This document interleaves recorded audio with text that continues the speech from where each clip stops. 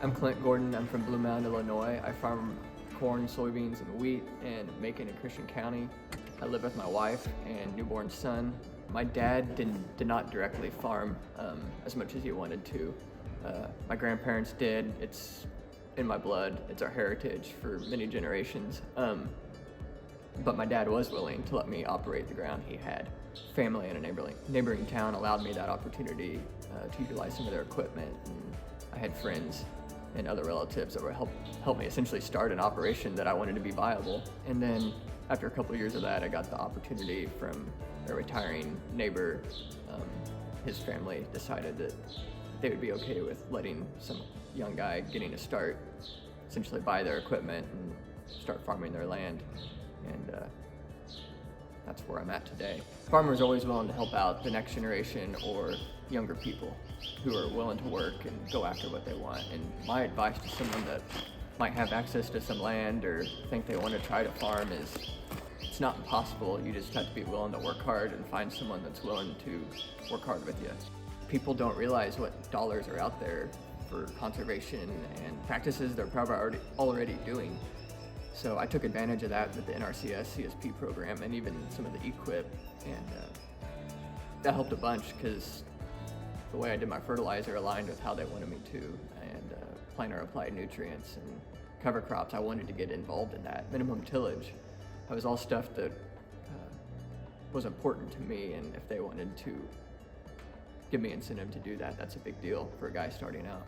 In Central Illinois, it's hard to implement all these practices, but every year I've got some cover crops, I've got some minimum till, I've got some no-till.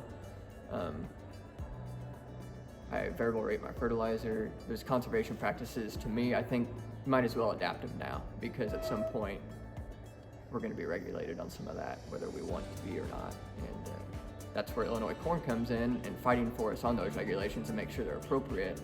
But we might as well learn how to adapt and overcome those to produce as much as we can. I thought the GROW program was something I was really interested in. I'd never been to Washington D.C, so I figured, what do I have to lose? I think the meetings, granted I was on the conservation group, so I'm just speaking for what we went through, but the meetings were awesome. Met some good people and shared some ideas and trials and tribulations of what it's like for a corn and soybean farmer in Central Illinois to implement those practices. What was eye-opening was the lack of knowledge that our representatives have on farming.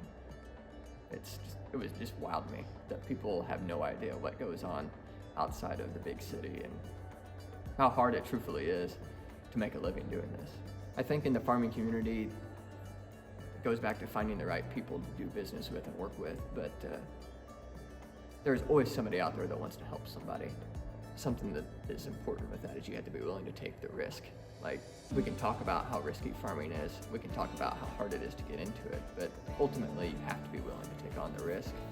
And it might be intimidating from time to time, but there's a lot of people out there. You just gotta find them that are willing to help you, whether it's advice or it's a lender or it's your seed guy or chemical guy. Like, people will work with you to make your dreams a reality. It's just finding those people.